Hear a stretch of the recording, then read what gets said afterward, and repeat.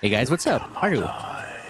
The Mikawa Flower Festival. On the surface, it's a simple rite of celebration where humans and yokai come together in mischief and joy, but beneath these festive lights lies a lingering darkness, a 500-year-old nightmare, and a remnant of the abyss itself. The most recent event doesn't just explore Inazuma's folklore, it expands on Genshin Impact's deeper themes of dreams, nightmares, and illusions, potentially linking all the way to Snezhnaya and even Khaenri'ah. Today, this video is gonna be everything we know about dreams and nightmares by covering the Mikawa Flower Festival, the yokai of Inazuma, and the 500-year-old nightmare that once threatened the region. Now, as always, timestamps will be down in the description. Let's get started.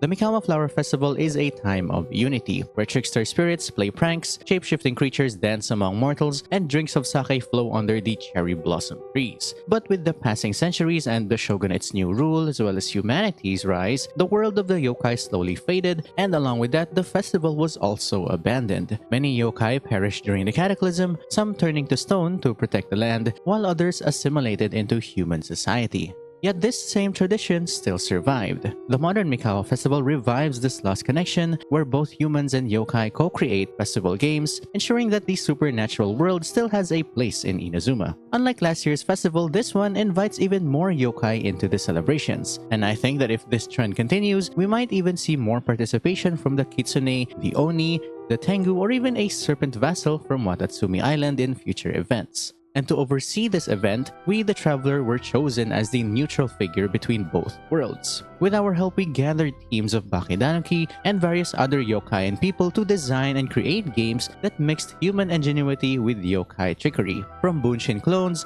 yokai paddles, and illusory traversal games that look like Yaimiko. At first, everything seemed lighthearted and fun, but soon strange things started to happen, and we're open to the true reason of the festival being held.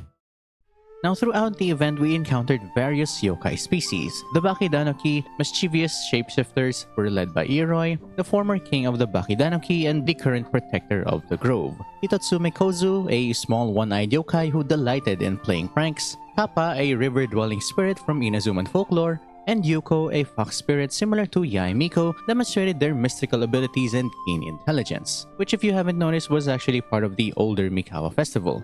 However, these festivities took a darker turn when a group of Bakidanuki unearthed a 500-year-old relic, unaware of the nightmare sealed within. This discovery led to illusions, paranoia, and a direct confrontation with a nightmare fragment, a force that is revealed to be linked to the abyss itself. The main theme of the Mikawa Flower Festival was centered around dreams, but as we all know, dreams have played a major role in Genshin's overarching narrative, especially in Sumeru and the long-awaited Khaenri'ah. This may even be foreshadowing what would happen in Snezhnaya if we get more dream-related major events in the future. The entirety of Sumeru, Nahida's story quest, as well as Yoimiya's second story quest already foreshadowed the power of dreams blending into reality. Yoimiya traveled to Sumeru searching for a meteor shower that didn't exist, but through the power of dreams that was created for her. This mirrors the Aranara's dreamscape, the Vanarana, a hidden realm where dreams form a separate version of reality, which also includes a dream version of Irminsul. Similarly and unsettlingly, nightmares, first introduced in Mizuki's quest, also created their own dreamlike spaces, but instead of a land of dreams, they create borderlands of suffering and fear, trapping their victims in illusions. These negative dream borderlands are said to be dreams within a dream and can contain all of the people's subconscious in a given region. So you could say it's a negative Vanarana compared to Sumeru. Now, unlike the Traveler's ability to purify corruption and for some reason have the sweetest dreams that could destroy a nightmare, Mizuki can only consume dreams and nightmares to relieve people's suffering. However, if a nightmare is too powerful, it could consume her instead. Her limitations became evident when dealing with Kurayume, a nightmare yokai that thrived on negative emotions within her quest. In Japanese myths, the Yume no Sere are dream spirits that cause nightmares, and Kurayume's name likely references dark dreams in rough literal translation, a perfect parallel to its role in manipulating people's fears and creating nightmares off of negative emotions. This is why Mizuki couldn't handle Chiyo's lingering nightmare as well as Kurayume on her own. On top of being just a therapist, the nightmare from Chiyo's horn originated from the abyss, meaning it required the traveler's sweet dreams and their purification ability. But after the abyss was expelled and Chiyo's lingering nightmare was cleansed, we can assume that Mizuki was finally able to consume its remnants, fully eliminating its effects on the Bakidanuki and bringing peace to the festival. I mean, just look at her sleeping. On top of that, this was also achieved through the help of Yae Miko's cleansing ritual, which is again similar to cleansing filth in Lantern Rite and Natlan's elemental power to defeat the abyss. This contrast between purification and consumption might hint at a deeper dream-related themes in future regions, especially in Snezhnaya where dreams may be suppressed, and Khaenri'ah, which is described as a dream yet to be dreamed. If the abyss can corrupt dreams and create nightmares, then what happens in a land where dreams have been completely erased? Rather, a godless region that would only have nightmares instead of dreams. Now, the root of this entire event's nightmare dates back 500 years ago to Mikoshi Chiyo, a powerful Oni warrior and former ally of Raiden A. During the Cataclysm, Chiyo was swallowed by a beast of sin, but managed to slay it from inside its stomach. However, the experience left her mentally corrupted by the abyss, blurring friend and foe. These effects are very much similar to Abyssal Corrosion Syndrome, and in a moment of madness, she attacked A and was struck down, losing her arm, horn, and even destroying part of Mount Yogo. Now, whether or not this nightmare that Chiyo faced came from the abyss, or that a nightmare yokai took advantage of Chiyo's vulnerable psyche after being afflicted with abyssal corruption isn't exactly stated, and neither is it explicitly mentioned to be similar to abyssal corrosion. However, its effects on the psyche of someone like Chiyo's willpower mirror that same deadly result of abyssal corrosion syndrome, and her remaining horn possessed the negative thoughts that a nightmare could use and try to recreate its kind again. Mikoshi Chiyo's severed horn, still tainted by both abyssal and nightmare energy, was buried beneath the mountain. Centuries later, the Bakidanoki unearthed it, triggering a resurgence in its lingering corruption, and under its influence they began mimicking humans and yokai, spreading paranoia and illusions. Meanwhile, the nightmare fragment itself started attacking people directly, trapping them in illusions where they couldn't distinguish dreams from reality, and even trying to murder them and have them fight each other. This was highlighted with the traveler almost stabbing Paimon with a dango stick, mistaking it for a dagger in the nightmare's dream state. At this point, there was only one solution: to lure the nightmare itself with the only thing that it absolutely hates, and that's joy.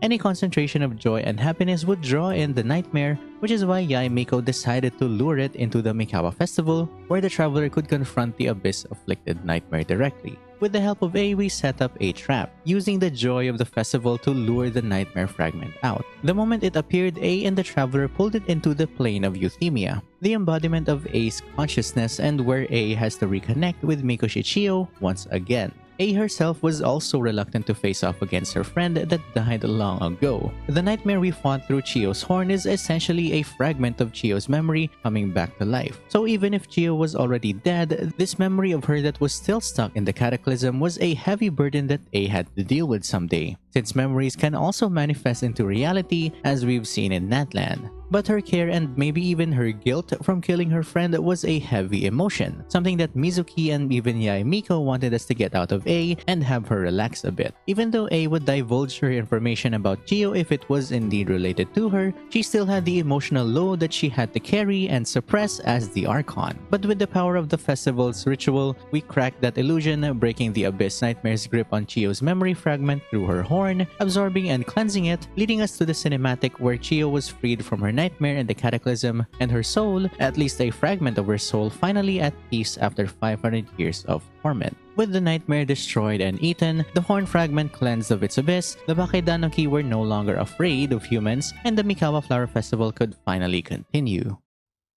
This entire story may hint at something even bigger in Genshin's future, the role of dreams and nightmares throughout Tevat, in the Abyss, and even Celestia. It has been implied that the Tsaritsa is the god of love, and now she seems to suppress her emotions to lead a war against the world, but what if it's just another way of controlling dreams and, by extension, nightmares? Snezhnaya seems to be very close to the Abyss as they have missions going into the Abyss, so maybe they're facing a deep nightmare phenomenon that's connected to all of Snezhnaya's subconscious. And the region needs to keep their emotions in check, since not being able to control emotions may create a nightmare amidst their already harsh blizzard environment. As for Khaenri'ah, if the traveler says that nightmares come from the abyss, then a dream yet to be dreamed could be the perfect title for a place where nightmares are most prevalent and sweet dreams can't be found. Maybe we'll need a sweet dream to destroy the abyss. If Chiyo's nightmare could last 500 years, what happens if Snezhnaya or even Khaenri'ah and the abyss hides an even older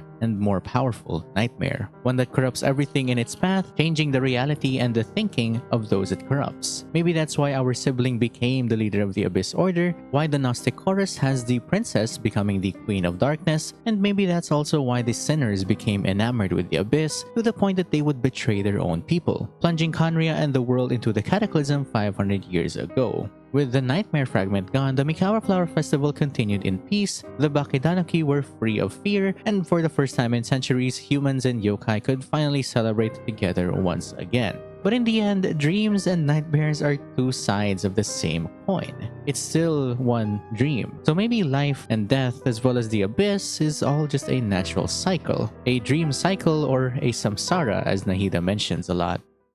And there we go, everything we know about dreams, nightmares, and the ancient yokai nightmares of Inazuma all wrapped in one nice concise video. If you enjoyed this lore dive and want to see more, make sure to leave a like, drop a comment, and subscribe as well as hit the bell for more lore explanations and theories from this channel. If you're interested in a deep look at the concept of death rather than dreams, then I suggest you watch my Lantern Rite video as well. So far it seems like the spiritual or ethereal realm is more focused on these events rather than things coming into the world. We'll probably get more events or lore drops about entering more planes of existence or realms of consciousness again, as well as more dabbling into death and dreams, which would be similar to how Sumeru happened, but more in the death side or the negative side of ethereal realms instead of the normal and pure realm being infected by the abyss or some sort of darkness. Each patch of lore just keeps getting more and more complex and even more overwhelming than the last, so I really appreciate that you guys are sticking around and diving into these mysteries with me. Anyway, that's gonna be it from me. I'll see you guys in the next one, yeah? As always, like, comment, enjoy, subscribe, and bell for more of my ramblings, and stay mad theorists. Bye!